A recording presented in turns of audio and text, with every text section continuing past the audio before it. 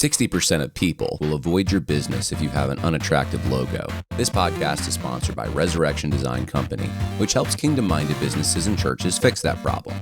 Right now, they're running a special for the listeners of this podcast, a free website design for the first 2 people who sign up for a brand identity package.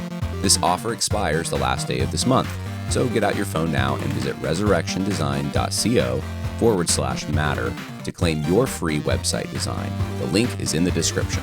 Welcome once again to the Conversations That Matter podcast. I'm your host, John Harris. Well, many of you have had the problem over the last few years, maybe more than a few years, of trying to find a good college, university, even seminary to send your kids. Now, I realize if we're talking about colleges and universities, we're really not talking about kids, we're talking about young adults.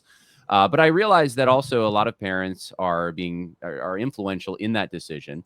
And if you're not a parent, if you're a student, you might be wondering where to go for college, for education. That's not going to fill your head full of lies. And so this is for parents. This is for young adults who are seeking a college to go to, or a seminary or a university. And they want to avoid as much indoctrination as possible. They want a solid university, maybe a Christian education. And this is something I've written about, something I've tried to address. Obviously, I've tried to hold educational institutions accountable. But we have a really special treat today because we actually have someone who's a guest who this is his job. He is Jesse Rine. He is a PhD in higher education. He's executive director of the Center for Academic Faithfulness and Flourishing. And he has made it his priority to rate these educational institutions according to a number of metrics that will help you make this determination. So without further ado, welcome, Jesse. Thanks for coming on. Thanks so much for having me, John. It's a pleasure. So I'm excited to talk about this. Tell me a little bit about how you got into this, what you do, why this interested you. Sure. So as you mentioned, I hold a PhD in higher education from the University of Virginia. And essentially, I study Christian colleges and universities professionally. Earlier in my career, I directed the research program at the Council for Christian Colleges and Universities, and also at the Council of Independent Colleges, which is the umbrella association for all small and mid-sized private colleges, which includes both evangelical institutions, but also Catholic institutions and mainline schools and non-sectarian institutions. So my expertise is in understanding kind of systems of higher education and differences across institutional types. I also previously served in administrative and faculty posts at 3 faith-based institutions that had their own distinct characters. My undergraduate alma mater, Grove City College, a Catholic institution in my hometown of Pittsburgh, Duquesne University, and most recently, I directed the doctoral program at North Greenville University, which is a Southern Baptist school. But as I was watching what was happening in our culture and in my industry of higher ed, post-2020, I began to be concerned about the position of Christian higher ed within the wider industry and how it would be able to maintain its distinctive character while persisting, so that we have these critical parachurch organizations out into the future. And so I had the opportunity to come on board with American Reformer, which is a sponsor of the Center for Academic Faithfulness and Flourishing. And we launched this organization essentially to do 3 things. First, we wanted to empower Christian colleges to pursue their faith-based missions. We wanted to equip campus leaders to be effective in their roles so that they could help their institutions flourish. And we wanted to encourage broader support for these institutions, which we believe are vital to the health of the church and to our nation, frankly. And so I'm delighted to have the opportunity to talk a bit about one of our flagship initiatives, the CAF College Guide, and how that fits into our overall mission and goals. Right. Yeah. And for people who don't know exactly about this initiative, I think they will recognize the name American Reformer. And I think it's wise to just let everyone know that American Reformer is actually behind sponsoring this, just as they are behind the Center for Baptist Leadership. And so they have these different initiatives. They're doing great work in this space. And this is just one example of that. And I think a lot of parents will find this especially helpful, especially when they're looking at colleges and they want to know where to send their kids, whether they're young adults at this point. The landscape can seem pretty dire, and most parents don't have the time to do the deep research to figure out.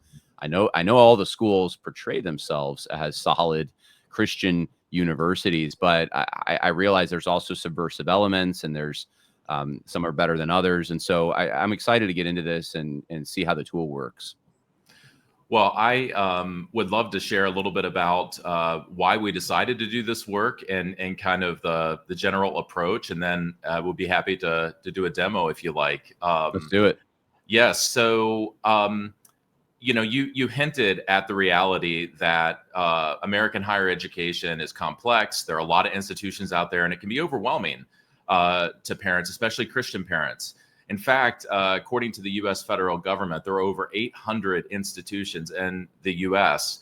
that identify as religiously affiliated.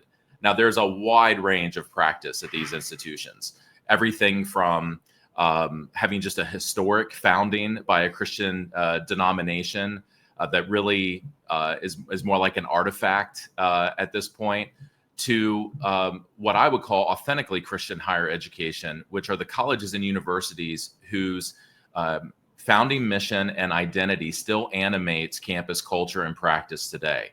And so we were interested in trying to provide a resource for parents and prospective students that would give them just the facts on these institutions and the relevant information that they need to make good decisions. So, there are so many ratings and rankings and scorecards out there, and they vary in their utility for trying to make a college choice.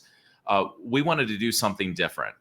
We wanted to basically look at the institutions that fell under that umbrella of authentically Christian higher education, and we wanted to provide independently verified, objectively measured, accurate, and relevant information so that parents could be empowered and equipped to make their own value judgments and decide which of these factors mattered most to them. So there are 150 total measures for each one of the institutional profiles in the guide.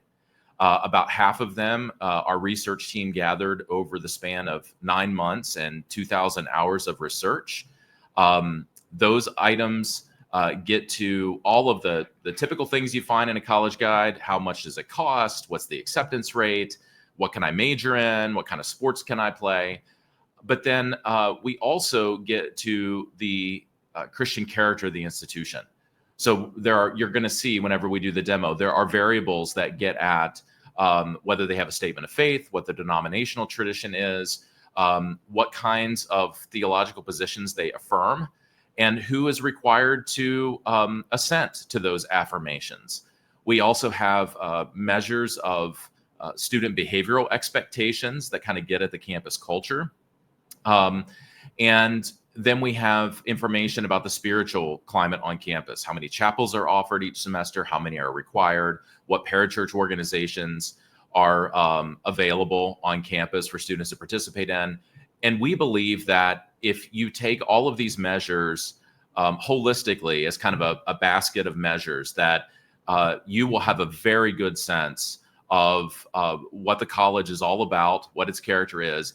And most importantly, because we've objectively measured these items, you can make apples to apples comparisons between institutions, which is one of the other challenges that we often hear from parents, that college websites really vary in terms of the way that they're organized and how much information is readily available. So we've basically simulated a college search process by going out to these websites, gathering this information, presenting it in an objective and organized way that's consistent across institutions.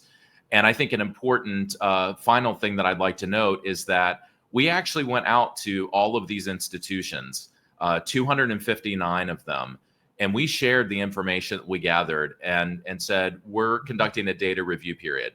We've got 2 months here. Take a look at this. If there's something that was out of date on your website or something that we had to mark as unclear because we couldn't find the information, please supply the correct response for each of these items. we need to have some evidence so we can verify it. So provide us a website or an institutional policy, so that we can make sure that this is accurate. But we'll happily update that. And so we believe that this is the most comprehensive and accurate comparative resource that's available today to parents and prospective students. And it covers, I mentioned 259 institutions. All of the members of the 3 major evangelical Christian college associations are included in this guide. So that's the Council for Christian Colleges and Universities, the International Alliance for Christian Education, and the Association for Biblical Higher Education. So we'll be adding more institutions over time that meet certain criteria. But for now, this is really the core group of institutions that Christian families often consider. So I think it's important to note before we go into the tool, which we'll do in a second, that this is as comprehensive as probably we can get with these data points, but this does not necessarily mean that every factor is taken into consideration, because that's impossible. There's always going to be things that slip through the cracks. I've noticed when I do evaluations of colleges, and I have done a few. I've done Grove City. I've done the school I went to, Southeastern Baptist Theological Seminary. I went to Liberty. So I mean, I've talked about these institutions, and there's a human factor obviously here too, with what's the posture of the president of the college. What direction does he want to take it, or she, as the case may be? What is the board doing? What's actually being taught? What's allowed to be taught? And it could be just, one classroom has some really erroneous teaching, but no one's willing to do anything about it. And I don't know that would all be reflected in what you're about to show us, because there's a human factor, and these things are not quantifiable necessarily. But that said, this is probably the most helpful tool I know of for parents to start the process of where to look.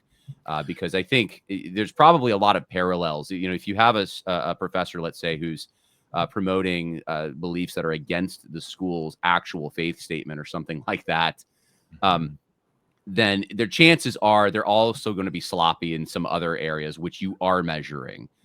And so I just wanted to let parents know that. Don't take this as gospel truth, that this is just a tool. It's a helpful tool. And I'm so grateful that you are doing it. Well, and I really appreciate that point, because it's an important one.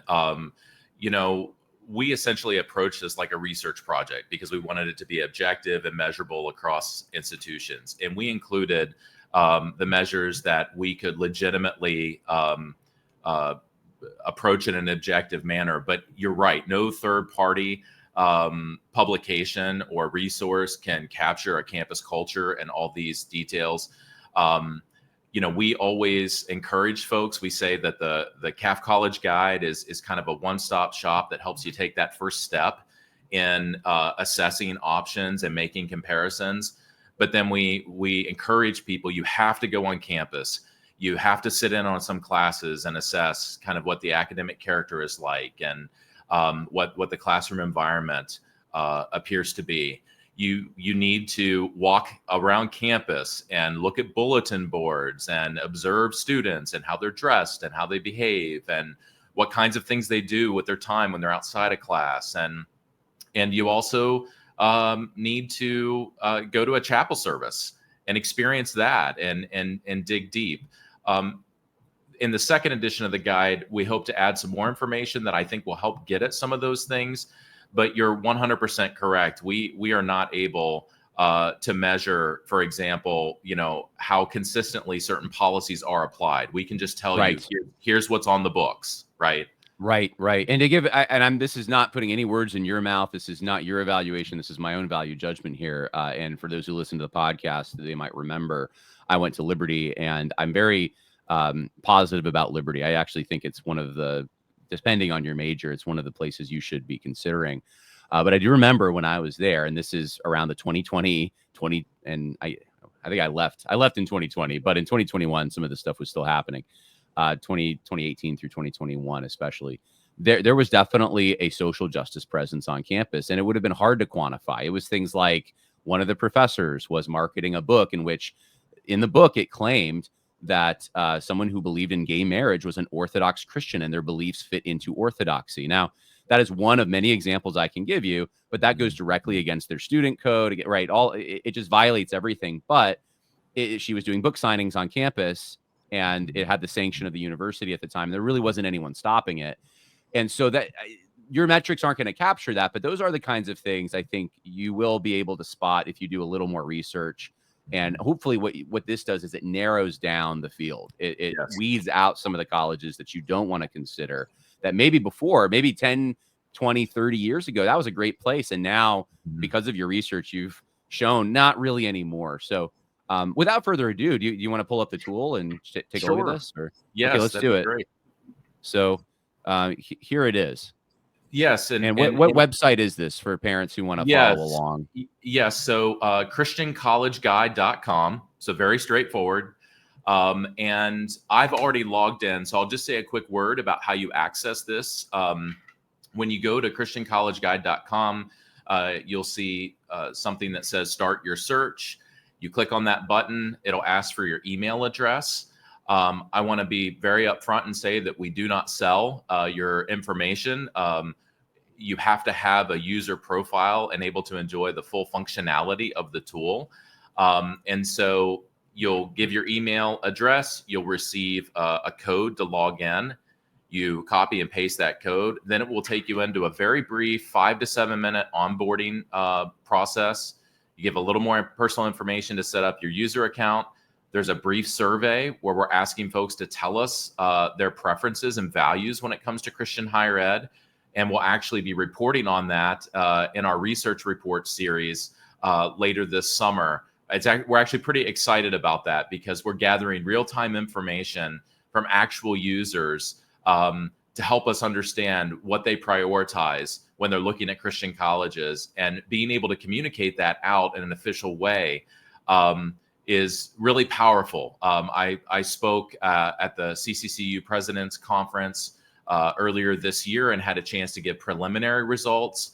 And it came back over and over and over again that parents and students care about Christian character.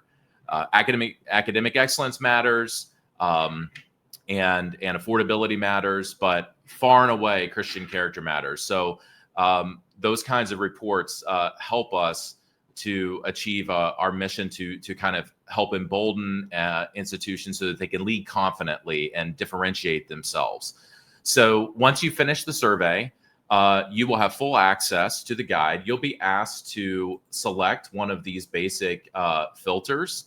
So geographic region, area of study, theological tradition, varsity sports, or total enrollment. This is intended as just an opportunity to get your feet wet in the tool and kind of train the user and how the tool works.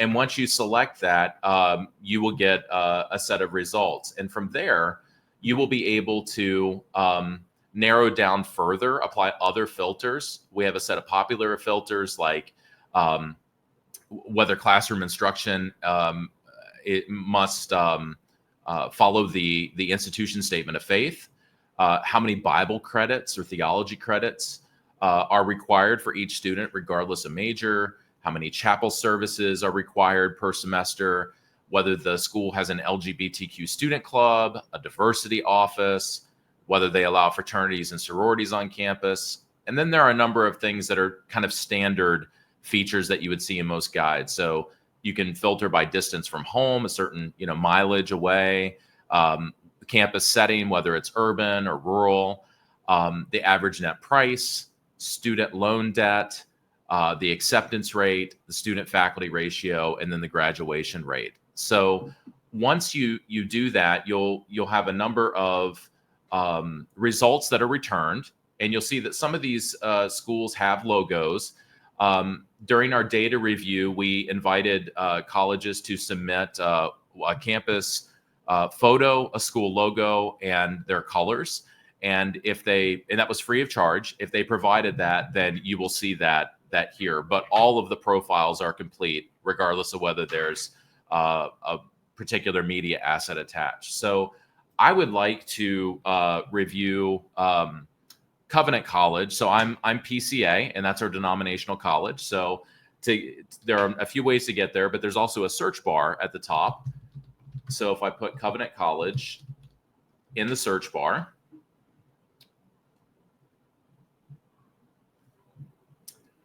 here we go. So you'll see that they provided a logo and a photo. So this gives a really good example of what a complete profile looks like. And by the way, we will be updating this guide annually. So we're about to start the data review process again this summer. When we first went out on the data review process, all we had was a basic landing page and a description of what we were planning to do. So about a third of the colleges participated in the data review, which we thought was really quite phenomenal given how young we were. Now that people understand who we are, they're eager to engage more. So you'll see more photos and things and some additional features that I can talk about a little bit. But let's just take a look here. So you have the address, when it was established. Here on the right, you're going to see in the lower right-hand corner of the campus photo something that says data review participant. So if they did engage in that additional review and disclosure, you'll see that they have a little icon here. If you click on that, you'll get a pop-up that explains exactly what we did. And then there's this button that says view full methodology. I won't click it right now, but if you do, it will open up a 12 to 14 page PDF that has our full methodology with every single measure that's in the guide defined. So you can very clearly see. And also in the guide, I'll show you can click on the measures themselves and get individual definitions. But it was important to us to be just very transparent about what we were measuring and how. So the first section is the basic profile. And you'll notice on the left-hand column here that basic profile has highlighted. As we scroll down, each section will highlight, and you can open up each one of these sections kind of accordion style by clicking on this little arrow. And if you wanted to go to a particular section, if you click it, it takes you straight down to that section. So the navigation, I think, is pretty intuitive. But we'll go back to the basic profile and just kind of work our way down. So you have the theological tradition, and if the college has a church denomination that sponsors it, it's a yes, no, and then there's another feature is you'll see that there are these little note icons next to some of the responses. If you click on that, it gives you a pop-up and it tells you it's the Presbyterian Church in America. In certain instances, these notes provide different definitional information. In some cases, the colleges wanted to provide a little more context to a particular response. And so that's the function of those icons. So these are kind of the basic things that you'll typically see: the vital statistics for a college, its setting, its region, the kinds of degrees it offers, what its overall enrollment is, and how much it costs. Then in the next section, we have something called institutional commitments. And this is where we get into the question of, is there a statement of faith? And then which of these positions are affirmed? So is biblical authority, inerrancy, infallibility affirmed by the statement of faith, or if there isn't a statement of faith, the official college policy statements? The divinity of Christ, traditional marriage, and then the reality that humans were created immutably male and female. Now, there are going to be a lot of differences across denominations on how some of these things are interpreted, but this gives you a really basic understanding of some fundamentals of the faith that serve as anchors for institutions. Next, we have a section called requirements, where it gets into who actually has to affirm the statement of faith or the policy statement: trustees, senior administrators, staff, faculty. And then we have two other items. Is employee sexual activity restricted to traditional marriage? And are student clubs required to follow faith and or policy statements? The next section is the admissions overview under inputs and outcomes. So this gets at what percentage is admitted, how selective the college is, what percentage of the admitted students actually enrolled. That's the admissions yield. We get into standardized test requirements and average scores. for ACT and SAT. In the second edition of the guide, we're also going to add about a dozen new measures. One of those is whether or not the college accepts the CLT, which is an alternative standardized test, the classic learning test. Then if you want to look at the undergraduate and graduate enrollment, it's in the next section, including breakdowns by race and gender. A lot of folks have been concerned about the disappearance of male students in higher education, and so you can get an idea of what the gender balance is. And then we have information about student success. So what percentage of students are retained from the freshman to sophomore year, and what percentage of them graduate in 4 and 6 years. So the next section, I think, is something that parents will be especially interested in, and that's the campus life policies. So this gets at questions like, what is the residence life housing arrangement? Are students separated by gender? What's the intervisitation policy? Is intervisitation restricted, and if so, how? Is married housing available for LGBTQ students? What are the student expectations? Is drunkenness and underage drinking prohibited? How about sexual activity outside of traditional marriage? Does the institution filter its network for obscene and pornographic material? We also have a section under the student experience about diversity. So you'll see whether the institution has an officially recognized LGBTQ student club. And this measure is a broad measure. It's going to capture everything from a fully affirming LGBTQ club to the clubs that we see at some institutions that try to help students work through same-sex attraction and in a small group setting. So if they do have one, oftentimes you're going to see a note here that explains what that is and give you the information you need to dig a little deeper if that's something of concern to you. We also measure whether there's a campus diversity office. And here's an example where Covenant does not have a campus diversity office, but they provided a note with some additional information about their intercultural program and the multicultural space that they have, an intercultural center. So we try to provide, some texture beyond just the binary response, so people can understand if they have a center, and if not, if there's something else there that kind of relates to that variable, we capture it. Since there is no diversity office, it's not applicable, this item, what the highest ranking diversity officer is, and to whom does the diversity officer report directly. But in institutions where there is a diversity officer, it's helpful to understand how they're positioned within the organization, because that speaks to the priority that is being placed on that work. The spiritual life of the college is also presented here or measured here through the total number of chapel offerings and the total number of required services per semester for students, as well as the total number of parachurch ministries. So in Covenant's case, they don't have parachurch ministries that are active. They have a chaplain's office that coordinates ministry opportunities and weekly residence hall prayer and praise times. In other schools, you'll see like a list of things, everything from like InterVarsity to crew to Fellowship of Christian Athletes, those kinds of ministries. And that helps parents and prospective students understand the types of organizations that are present on the campus that students might be engaged with. Next, we have the extracurriculars, and this is of interest to many folks attending smaller colleges.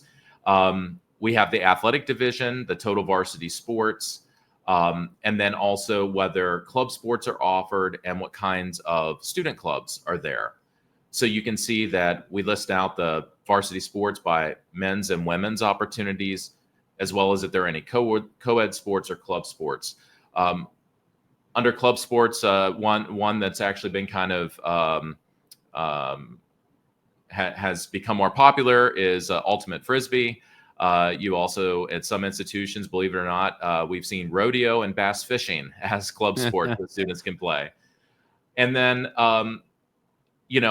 most students, their experience is shaped by the kinds of student clubs that they are involved with. In fact, in the higher ed research literature, something called the peer effect is a very strong shaper of character over time. And so it's really important to understand kind of what students are involved in and what the culture is like. And student clubs kind of speak to that, because these are things that are officially approved by the college, but they're student initiated. So we have listed, I think there are 9 different categories. So we've put all the clubs in different buckets so they're easy to sort. Things like Bible ministry and missions, civic and social activism, sports and recreation, and so on. So you can see the kinds of things that students are involved in. 2 more sections. One is academic life. And so we have information about faculty and staff. This is where you're going to see the student to faculty ratio, questions about whether classroom instruction has to align with the statement of faith. So some institutions have a statement of faith that you have to agree with, but they don't explicitly tie it to the instruction in the classroom. So that's a key distinction that matter to some folks. Also, whether intentional development in biblical worldview is a priority for faculty. And also, if there's a diversity statement that is required of all faculty applicants whenever they apply for the job. Those have gone away at some public institutions in the past couple of years. They've been controversial as potentially, ideologically constricting. So it's I think useful for folks to understand if an institution has that in place. It speaks to their values. We also have information about size and compensation for the faculty. Getting into curriculum. This is actually one of my favorite sections of the guide, because I think it's another unique feature that we offer. So we have questions about worldview. Is developing a Christian worldview an explicit educational goal of the institution? And do students complete an entering and exiting worldview assessment? So not only are they saying that they want to develop a Christian worldview in their educational program, but are they measuring and attempting to see how well they're accomplishing that goal? Then we have the total number of academic majors and minors. And our general education requirements, I think, are fairly unique in this space, because we will tell you how many general education credits are required, and then how many of those credits are in humanities, how many are in Bible, theology, and church history, and how many are in diversity. And the courses that are required of all students, regardless of major, are listed. So you're able to look at the name and the catalog number and actually go to the college and read the specific descriptions. This is really important because the courses required of all students essentially represents the college's curricular values, right, and their priorities. This is essentially the institutional emblem, the stamp that they're placing on every graduate, regardless of major. So it's important to understand exactly what's being required and in what areas. This section concludes with a list of degree options and programs and studies. So we have a list of majors and minors that's sortable by academic discipline. And then the final section deals with financial information. So we have college costs at a glance, including the average amount of grant aid and student loan debt and so on, different categories that folks can look at. And then we also included some institutional revenues and expenses information. And so this gets at the sources of revenue that the institution has. By and large, it's going to the largest piece of the revenue pie is going to come from tuition, fees, room and board, because most Christian colleges are laser focused on teaching and learning and don't have a lot of other operational units like say a large state research university. And then we also have the expenses per student FTE across a number of different categories. So you get a sense of where they're spending their dollars. And I think this is really helpful in terms of apples to apples comparisons across institutions, just to understand the way the organization is structured. And it concludes with the endowment information as well. Sadly, there have been a number of fairly high-profile college closures within the Christian college world over the past year, and with the decline in total enrollment, we expect that there's going to be more financial pressure on these institutions, and so parents have been concerned to understand kind of the financial stability of institutions. So we hope that this information will kind of help provide a bit of a window into that. So that's the guide in a nutshell. That was a lot.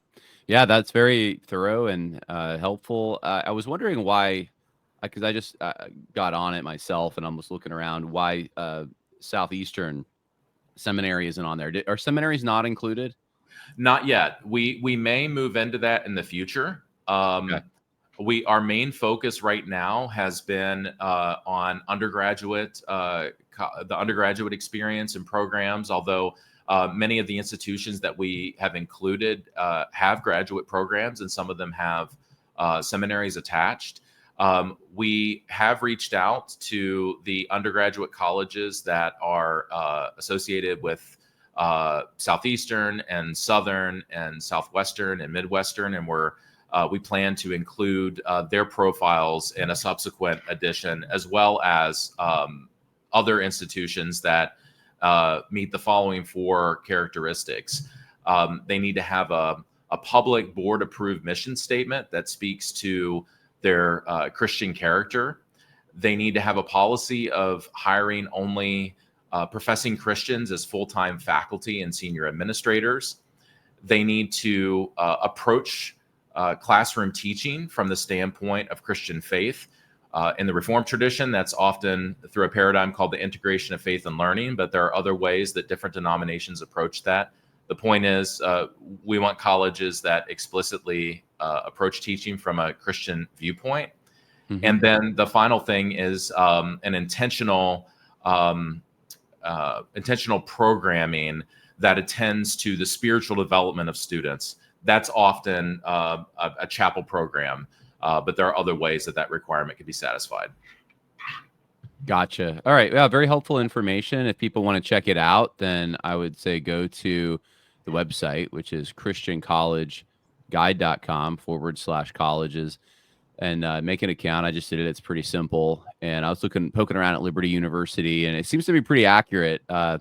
Even one of the things that actually I thought about, I would ask you real quick is I was under the impression if to receive federal money, there did, maybe not in the new administration, there did have to be a diversity office of some kind, like a Title IX sort of office. Now you can call that whatever you want. Like at Liberty, you guys put, yes, they do have a diversity office. It's called Liberty One. And I remember when they changed the name, actually, it was a friend of mine who kind of helped kind of navigate that. And they were, what were they called before? I mean, it was like the office of like diversity and inclusion, something like that. And so it's the same office. It's just called Liberty One now. Mm-hmm. And they're trying to, from what I understand, figure out how do we do this, but also not fall into super woke stuff and remain Christian, but we need this for Title IX. So tell me a little bit about that, because you said the first college that you looked at did not even have a diversity office. So what are they doing to try to meet the Title IX requirements? Well, my understanding is that Title IX relates primarily to gender equity, and where I've seen concerns with that is more in the areas of LGBTQ and gender ideology issues. The Department of Education will grant waivers to institutions, but I see a greater, and there are a number of Christian colleges that have received those. I see a greater threat in the accreditation standards. DEI ideology has been kind of threaded throughout the standards of many of the major accreditors. There's been some pushback on that, but essentially you have to hold accreditation in order to qualify for the Title IV federal student loan program. And in the first Trump administration, right at the tail end, they created something called the accreditation marketplace, which enabled colleges to switch accreditors. So in the past, there were 6 regional accreditors that, if you're in the Southeast, like Liberty, SAC-COC is your institutional accreditor for your region. Now you're not bound. So if they wanted to switch and go to the Higher Learning Commission in the Midwest, or the Middle States Commission that's a little further north, they could do that. And I actually think it's been a little bit dizzying the past 100 or so days with the new administration. I know that President Trump issued an executive order that related to accreditation, and there's certainly some action on that front. But Christian institutions do have a bit of a tightrope at times that they have to balance. And when it comes to a diversity office, one of the things that I've seen is certain institutions that had flirted with CRT and more social justice approaches towards the diversity, they're moving back toward more of like a kingdom diversity and respecting our differences in Christ, and something kind of moving a little bit further away from that perspective. But there's definitely a range that you're going to find. Yeah. It makes me somewhat nervous, just because, I went to Southeastern, where they had their Office of Kingdom Diversity, and it was definitely pushing social justice stuff into the campus. Mm-hmm. And of course, they use Christian language, but the kind of person who's qualified for that kind of a job to run that department is going to be coming generally from HR departments, and they have to jump through a lot of hoops. You don't usually get out of that unscathed by some kind of secular anti-Christian philosophy, even if you've tried to syncretize it with your Christianity. Mm-hmm. So I love to see on that chart where they don't even have one, because I think that's probably the safest thing. Mm-hmm. But that does answer my question. I didn't realize that the Department of Education could grant exemptions, and that's good to hear. I didn't also realize, although it sounds reasonable that the Trump administration was changing the qualifications or the requirements. So that's also good to hear, because I remember maybe it was 2020. It was around that time, thinking, and people were worried. I knew people in higher education, in Christian education, they were thinking, we may not be able to do this. Like, yes, the requirements the Biden administration is wanting to force on us make it impossible to be a Christian organization, because we can't navigate things like dormitories. yes, And segregating them, male and female, without the Biden administration coming down on us. And I thought, if things continue this way, the places that my wife and I have both benefited from in our own lives, in Christian institutional places, they're not going to exist anymore, mm-hmm. or else they become a shell of what they were, because they'll have to capitulate. That's exactly right. That's the other option, is you just go along and just keep claiming you're Christian, which I think is the more likely scenario. So, what you're doing, I think, is so important. You can even, find the colleges that aren't receiving federal monies, and maybe I think there's an advantage to that. You don't have to have some of these requirements, because the monies come with strings.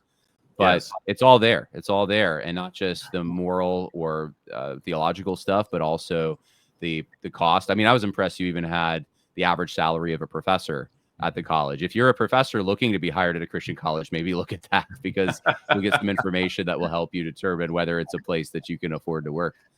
John, anyway, yeah.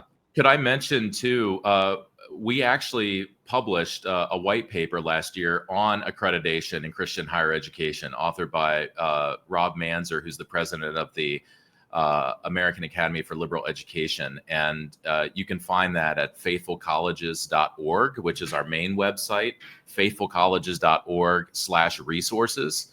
And actually, I can share screens if you want to. I could show you exactly. Yeah, we could show it briefly here. Sure. Sure. Yeah. So we have 3 types of white papers that we're producing. So 2 types we've already produced. These research reports will come out this year. And I mentioned the market study that's based on the survey that folks take whenever they come into the guide.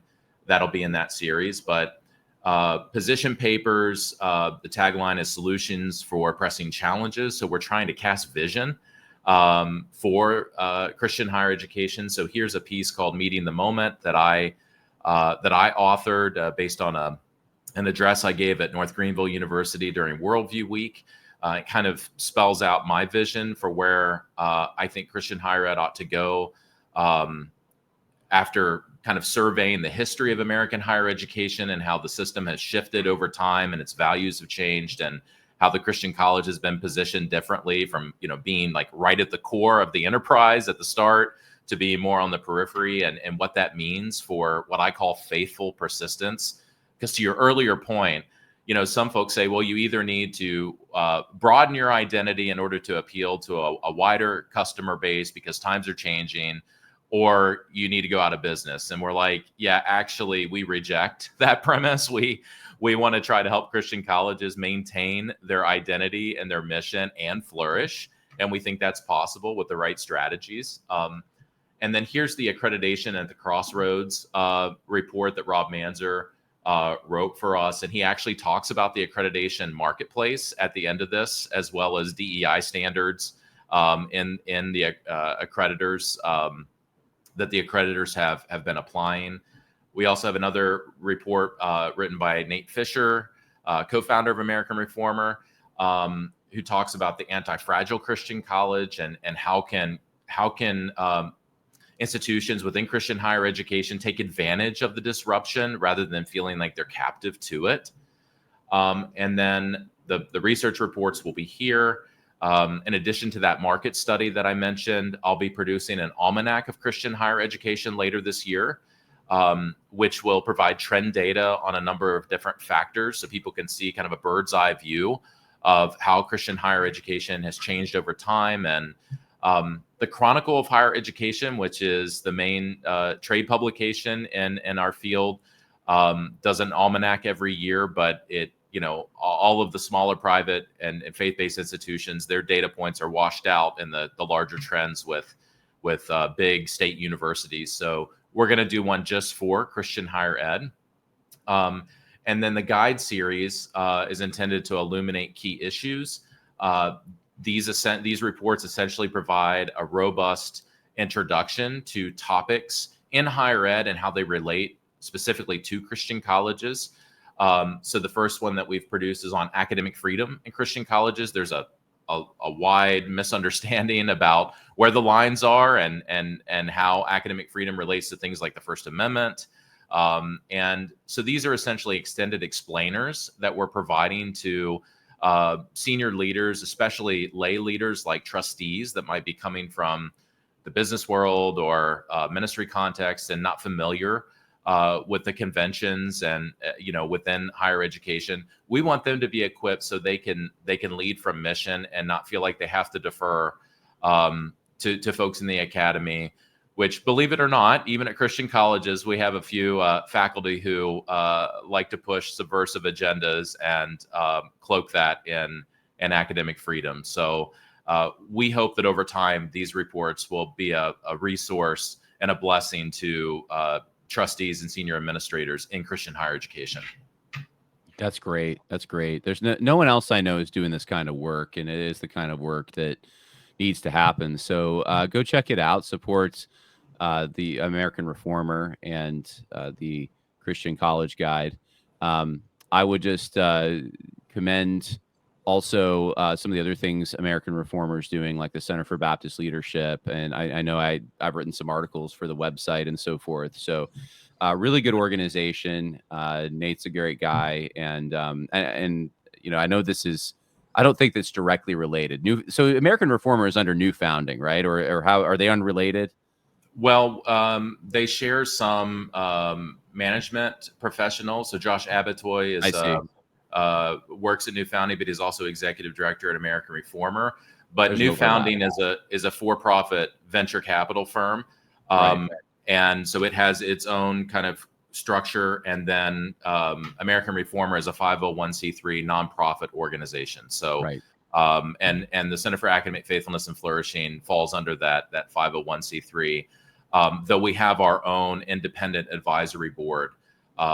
We have a few Christian college presidents: Lynn Munsell from Arizona Christian, Todd Williams from Cairn University, Ike Reeder from Birmingham Seminary, and Gene Fant from North Greenville all serve on our advisory board, as well as David Goodwin from the Association of Classical Christian Schools, Larry Taylor from the Association of Christian Schools International, and Eric Cook from the Society for Classical Learning.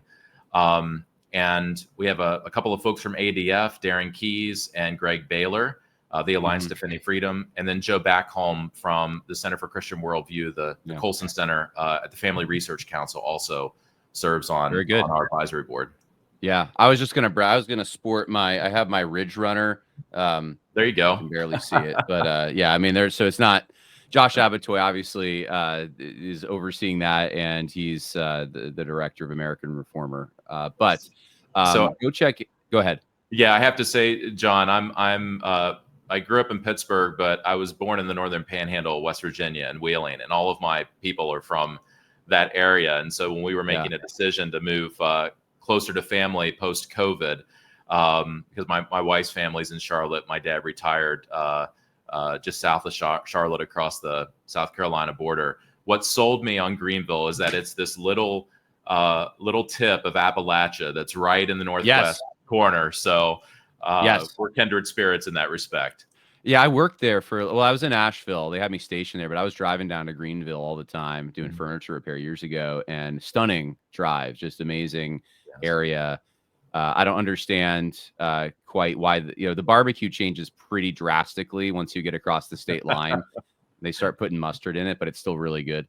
But Greenville, it's more, I guess, when you get to Columbia, it really starts getting mustard. But you do have, I remember in Greenville, I stopped at a barbecue place and I was like, barbecue sauce, and they bring out mustard. And I'm like, not that. But anyway, beautiful area. And actually, that's one of the areas in the country, not to get off subject too much here, but my wife and I have, especially when we saw everything going down in 2020, we're thinking about, okay, what's a good kind of red area to be in with a thick community where we could integrate ourselves, just because it wasn't really where we were at the time so much. And it wasn't certainly in New York, where her family goes back many generations. And so that was one of the top areas that I was considering, because I just remember thinking it's so beautiful. South Carolina is still pretty red. And there's a lot of economic development happening in Greenville, but you can get to the mountains so easily. And the history of South Carolina also, I mean, it is one of the most fascinating states, in my opinion. South Carolina, Virginia, of course, it also, the Northeast is fascinating, but I think I'm more tuned to, go to like coastal cities like Charleston, or I was just in Philadelphia, or just up and down the James River, or the Chesapeake Bay. I mean, it's just, those are the early settlements. South Carolina is one of those first states. There's so much history. Anyway, there's my plug for South Carolina. You can actually go on this website and you can find out what the good Christian universities are in South Carolina, so that you can go there and enjoy good education and great environment. There you go. Jesse Rine, thank you. Thank you for coming on the show. Appreciate it. Thanks so much, John. It's been a pleasure.